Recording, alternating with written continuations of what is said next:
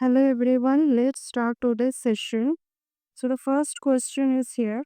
State the equation for the energy of the nth state of the electron in the hydrogen atom and express it in electron world में हमें express करना है।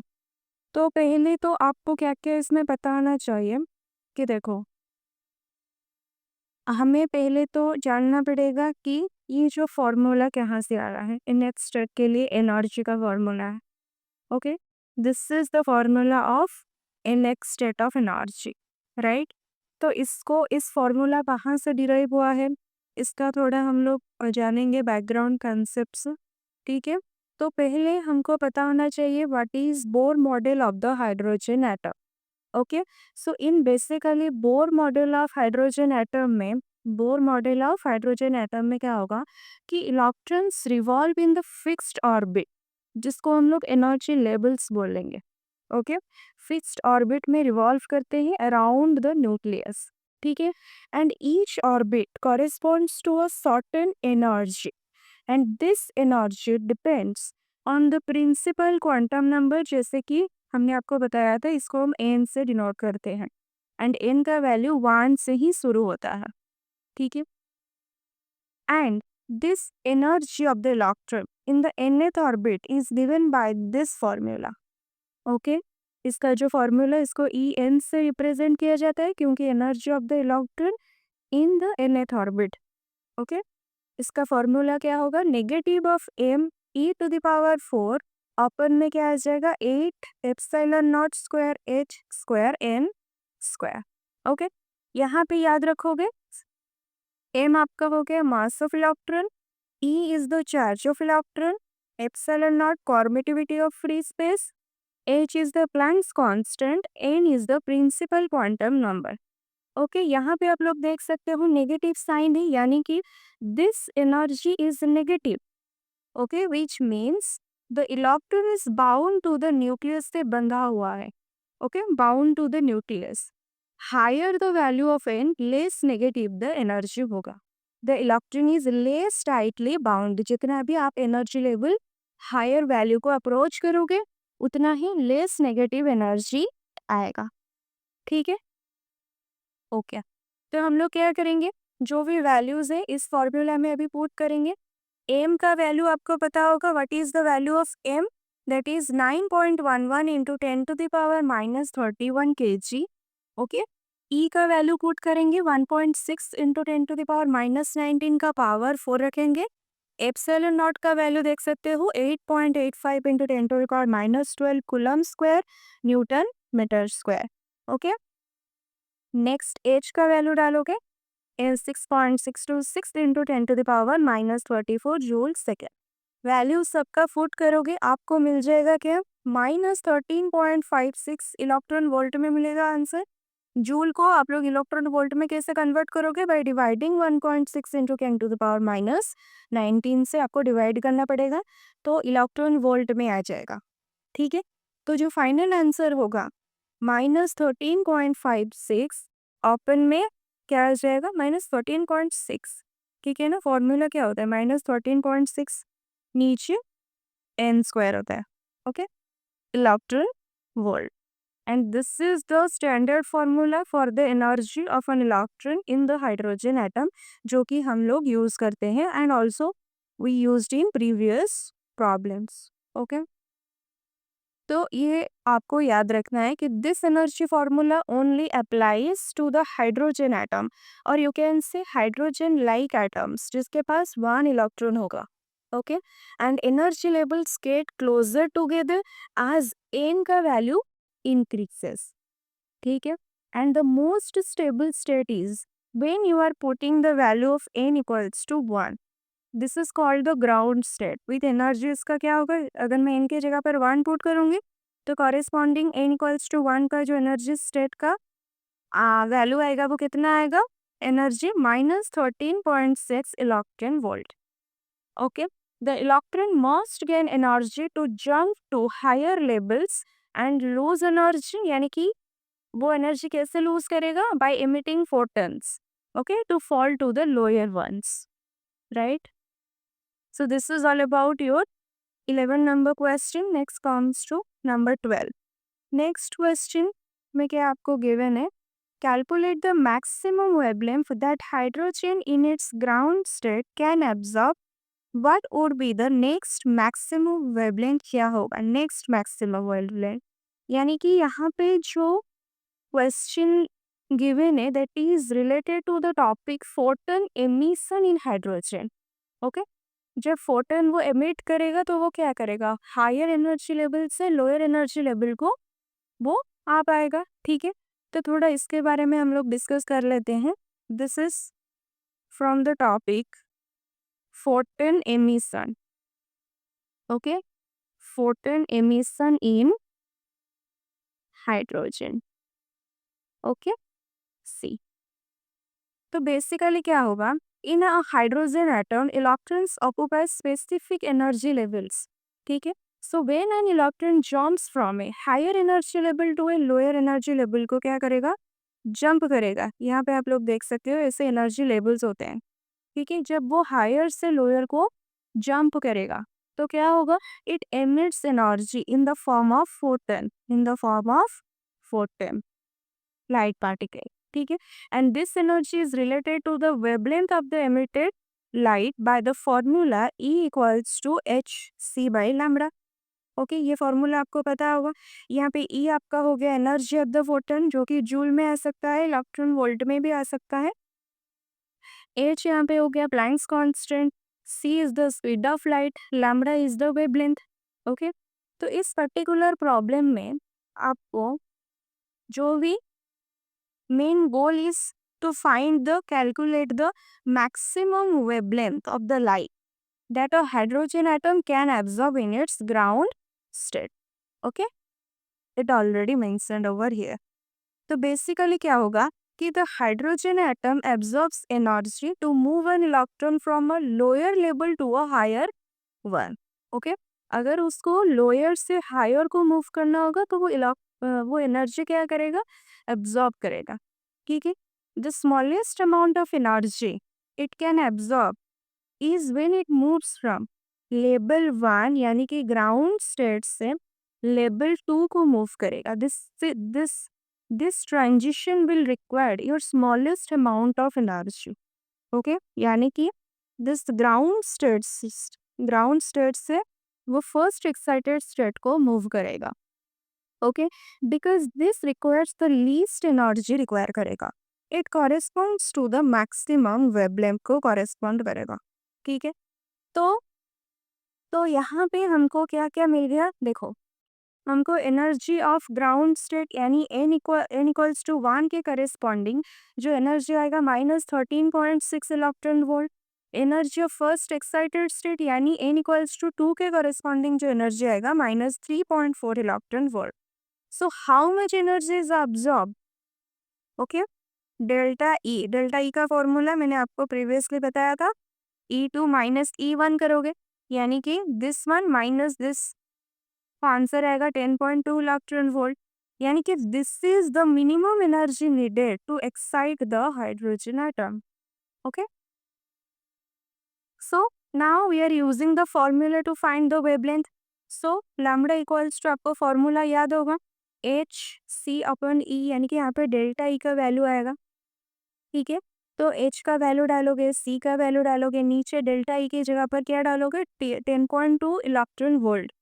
And also electron volt को हम लोग joule पे जब convert करेंगे बाय मल्टीप्लाइंग 1.6 इंटू 10⁻⁻19 से मल्टीप्लाई करना पड़ेगा। ओके, सो लैम्बडा का आंसर क्या आएगा, 122 इंटू 10⁻⁻9 मीटर, यानी कि 122 nanometre. Okay, so this is the maximum wavelength that hydrogen can absorb in ground state. Okay, so this corresponds to ultraviolet photon. इसको याद रख सकते हो, ultraviolet photon, right? Okay, next, next आपको क्या गिवन है, आपको पूछ रहा है कि next maximum wavelength. So next maximum wavelength के लिए उसका ट्रांजिशन कहाँ से कहाँ होगा, इसका जो ट्रांजिशन होगा वो second first from ground to second excited state को होगा। ठीक है, सो आपको ग्राउंड स्टेट के करेस्पॉन्डिंग एनर्जी पता है, सेकेंड एक्साइटेड स्टेट के करेस्पॉन्डिंग यानी कि -13.6 डिवाइडेड बाई 3 का स्क्वायर करोगे। ठीक है, इसके रिलेटेड डेल्टा ई का वैल्यू डालोगे, फिर से वही फॉर्मूला में पुट करोगे तो आपको कॉरेस्पॉन्डिंग वेवलेंथ का वैल्यू मिल जाएगा 103 nanometre. Okay, next comes to number 13। 13 में आपको क्या गिवन है, देखो 13 में basically a hydrogen atom in a state having binding energy of 0.85 electron volt makes a transition to a state with an excitation energy of 10.2 electron volt. Calculate the energy of the emitted photon. Okay. तो basically यहाँ पे जो आपको given है, इसमें आपको क्या पता होना चाहिए कि यहाँ पे बाइंडिंग एनर्जी के बारे में आपको कुछ गिवन है। ठीक है, सो बेसिकली बाइंडिंग एनर्जी में क्या होगा, ठीक है, इसके बारे में आपको थोड़ा पता होना चाहिए। तो देखो, एंड यहाँ पे जो ट्रांजिशन हो रहा है to a state with an excitation energy भी आपको गिवन है, कितना 10.2 इलेक्ट्रॉन वोल्ट आपको गिवन है ऑलरेडी। ओके, तो पहले हम लोग क्या करेंगे कि energy of the excited state, okay, यानी कि यहाँ पे आपको गिवन है एक्साइटेशन एनर्जी, इसका मतलब the excitation energy means how much more energy the excited state has compare to the ground state. Okay, जैसे कि आपको पता है कि ग्राउंड स्टेट एनर्जी आपको ऑलरेडी पता है, एंड यहाँ पे आपको एक्साइटेशन एनर्जी गिवन है। So the actual energy of the excited state क्या हो जाएगा, उसको आप कैलकुलेट करोगे। ओके, सो यहाँ पे देखो excitation energy of the given state already आपको जो गिवन है, energy of the state having excitation, इसका जो एनर्जी आएगा वो कितना आ जाएगा, -13.6 प्लस आपको 10.2 करना पड़ेगा, जो कि -3.4 इलेक्ट्रॉन वोल्ट के बराबर। यानी कि energy of emitted photon during transition from, ये आपका हो गया 0.85 electron volt to -3.4 electron volt. तो वो क्या होगा एनर्जी, आप लोग निकाल सकते हो, इस एनर्जी माइनस दिस एनर्जी करोगे तो 2.55 इलेक्ट्रॉन वोल्ट आ जाएगा। ठीक है, जैसे हम लोग करते थे ना for E final minus E initial, वैसे ही। नेक्स्ट आपको क्या करना पड़ेगा इसमें कि let the quantum number of this level be N and -3.4 के करेस्पॉन्डिंग जो है वो एम है। तो फॉर्मूला तो सेम है, 13.6 डिवाइडेड बाई एन स्क्वायर करोगे, एंड इसके कॉरेस्पॉन्डिंग क्या आ जाएगा 13.6 डिवाइडेड बाई एम स्क्वायर, इसका वैल्यू 0.85, इसका वैल्यू 3.4। हमें एम एंड एन का वैल्यू तो चाहिए, यानी कि transition from which state to which state वो पूछ रहा था। सो आंसर क्या हो जाएगा, 4 से 2 स्टेट को ट्रांजिशन हो रहा था, उसके कॉरेस्पॉन्डिंग एनर्जी आपको ऑलरेडी गिवन था। तो आप लोगों ने क्या किया कि डेल्टा ई का वैल्यू कैलकुलेट कर दिया। डेल्टा ई का वैल्यू जब आपने कैलकुलेट किया, देन हमने by using this formula we can easily find the which state. Okay, यानी कि from which state to which state the transition occur. ठीक है, okay. So basically in this particular problem, the electron started in a level of 10.2 electron volt above the ground state, right? Which is at -3.4 electron volt. It jumped down to -3.4 से वो किसको आ रहा है -0.85 electron volt, यानी कि so it released energy. यहाँ पे भी आप लोग देख सकते हो वो हायर लेवल से लोअर लेवल को आ रहा है। ठीक है, यानी कि it released energy equal to the difference between the two which is your 2.55 electron volt. So that's the energy of the photon emitted. ठीक है, नेक्स्ट कम्स टू 1.14। तो यहाँ पे calculate or determine the ionization energy of the He plus ion. Also calculate the minimum frequency a photon must have to cause ionization. देखो, जैसे कि आपको पहले भी हमने बताया है कि what is your ionization energy. Ionization energy क्या होता है कि this is the minimum energy needed to remove an electron completely from an atom और आयन। ठीक है, जो भी हमें मिनिमम एनर्जी चाहिए टू रिमूव एन इलेक्ट्रॉन, किससे रिमूव करेंगे? एटम से और आयन से, लेकिन कंप्लीटली रिमूव करना है उसको। That is to pull the electron from its energy level all the way to infinity, where it is no longer bound to the nucleus.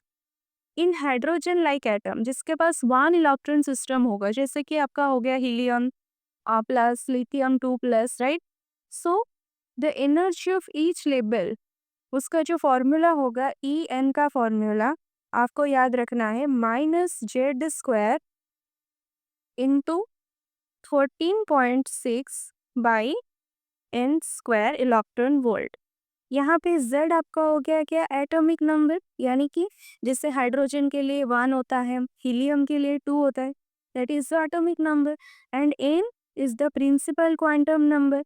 And for ground state we know the value of N equals to 1। ठीक है, सो यहाँ पे helium plus ion given है, यानी कि helium plus के लिए यहाँ पे हीलियम आयन विथ 1 इलेक्ट्रॉन, क्योंकि हीलियम प्लस आपको गिवन है। सो Z का वैल्यू क्या हो जाएगा for helium? Z equals to 2, atomic number of helium is 2। तो Z की जगह पर आप लोग क्या पुट करोगे? Energy of a hydrogen like atom in the ground state, हमने अभी आपको फॉर्मूला बताया, क्योंकि N का 1 वैल्यू पुट करोगे तो फॉर्मूला आ जाएगा -z² into 13.6 electron volt. And helium के लिए फॉर्मूला Z की जगह पर 2 डालोगे तो -4 इंटू 13.6 आएगा, जो कि है -54.4 इलेक्ट्रॉन वोल्ट। यानी कि this is the your ionization energy of helium plus ion, that is 54.4 electron volt. Okay, this is the आपका हो गया क्या?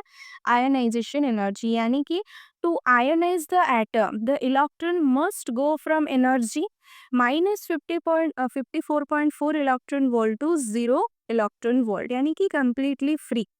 सो द आयनाइजेशन एनर्जी क्या हो जाएगा? जितना भी आपका नेगेटिव में आंसर है उसको आप लोग लिखोगे पॉजिटिव में। 54.4 electron volt is the ionization energy. तो हमें मिनिमम फ्रीक्वेंसी कैलकुलेट करना है। So minimum frequency of the photon क्या हो जाएगा? We know the formula very well, that is E equals to h nu. So what is the value of nu? E by h। ठीक है, E by h हो जाएगा। तो देखो, nu equals to E upon H करोगे, E का value जैसे कि अभी हमने देखा 54.4 इलेक्ट्रॉन वोल्ट में, इसको जूल में कन्वर्ट करेंगे बाय मल्टीप्लाइंग 1.6 इंटू 10⁻⁻19। एच का वैल्यू पता है 6.626 इंटू 10⁻⁻34। ओके, सो न्यू का वैल्यू क्या आ जाएगा? That is approximately this much. और हॉर्स में इसका आंसर आएगा, क्योंकि यूनिट ऑफ आपको पता है फ्रीक्वेंसी का यूनिट होता है हॉर्स। ठीक है, नेक्स्ट हम लोग डिस्कस करेंगे the last question of this session. Calculate the velocity and frequency of revolution of the electron of the Bohr hydrogen atom in its ground state. Okay, देखो, तो basically Bohr's model of the hydrogen atom में क्या होता है कि according to this model an electron in a hydrogen atom क्या होगा कि moves in a circular orbit around the nucleus. This is the first condition. And second one is only specific orbits are allowed, called quantized orbits. Okay, and third is the centripetal force keeping the electron in orbit is provided by the electrostatic force of attraction between the positively charged nucleus and the negatively charged electron. Okay, so basically क्या होगा in the ground state में when you are taking the value n equals to, क्योंकि ground state आपको given है, taking the value of n equals to 1, तो क्या हो जाएगा? the electron is in the closest possible orbit में होगा। So we can calculate velocity of the electron भी हम लोग कैलकुलेट कर सकते हैं, एंड फ्रीक्वेंसी ऑफ रिवॉल्यूशन, यानी कि how many times it goes around the nucleus per second, this is your frequency. So in the first step हम लोग क्या करेंगे कि equating the forces. ओके हम क्या करेंगे, फोर्सेस को इक्वेट करेंगे. ओके देखो, so basically the centripetal force जो कि needed to keep the electron moving in a circle, this is the centripetal force is provided by Coulomb's force. Centripetal force equals to Coulomb force करोगे. Okay यहाँ से आपको v का value मिल जाएगा, इसको आप सॉल्व करोगे, यहाँ से b का वैल्यू क्या मिलेगा कि z v का वैल्यू क्या मिल जाएगा, यहाँ से इसको कैलकुलेट कर सकते हो. mv r equals to k e square r square.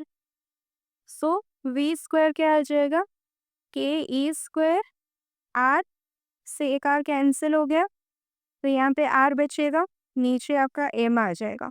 तो v का वैल्यू क्या हो जाएगा, इस पर्टिकुलर टर्म का रूट ओवर यानी कि power 1/2. This is the value of your v का वैल्यू. एंड आपको पता है k इज द कांस्टेंट, इसका वैल्यू होता है 1/4 पाई एप्सिलॉन नॉट. तो अभी आप लोग क्या करोगे, बाय सब्स्टिट्यूटिंग ऑल वैल्यूज, क्योंकि देखो फॉर हाइड्रोजन एटम आपको पता है वैसे भी z का वैल्यू 1 होता है. ठीक है, सो हम लोग वैल्यूज वगैरह डालेंगे एंड हमें वेलोसिटी का जो वैल्यू मिलेगा that is about your 2.18 into 10⁻6 meter पर second by your putting all the given values को जब आप पुट करोगे तो आपको इतना मिल जाएगा. ठीक है, नेक्स्ट हम लोग कैलकुलेट करेंगे फ्रीक्वेंसी ऑफ रिवॉल्यूशन, क्योंकि वेलोसिटी भी पूछा था, फ्रीक्वेंसी ऑफ रिवॉल्यूशन भी, दोनों को कैलकुलेट करना है. तो फ्रीक्वेंसी ऑफ रिवॉल्यूशन का जो फॉर्मूला होता है दैट इज इक्वल्स टू आपका आ जाएगा v/2πr.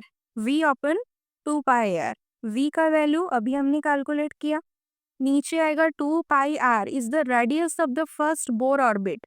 एंड इसको आपको पता होना चाहिए कि what is the radius of the first Bohr orbit. देखो v अपन आप जब करोगे 2πr आपको क्या मिल जाएगा, फ्रीक्वेंसी. एंड यहाँ पे this r is the radius of the first Bohr orbit. इसका वैल्यू कितना है, 0.53 इंटू 10⁻⁻10 मीटर. ओके इस फॉर्मूला में r का वैल्यू डालोगे, 2 into pi and also v का वैल्यू डालोगे. एंड ऑल्सो वी नो कि जो फ्रीक्वेंसी होता है दैट इज 1 टाइम पीरियड. ठीक है, तो वैल्यूज वगैरह डालोगे, this is for extra knowledge. तो वैल्यूज वगैरह डालोगे तो आपको मिल जाएगा फ्रीक्वेंसी का वैल्यू. तो फ्रीक्वेंसी का वैल्यू क्या आ जाएगा, दैट इज 6.55 इंटू 10⁻15 हर्ट्ज. तो आपको मिल गया क्या, आपका वेलोसिटी भी मिल गया एंड ऑल्सो फ्रीक्वेंसी भी मिल गया.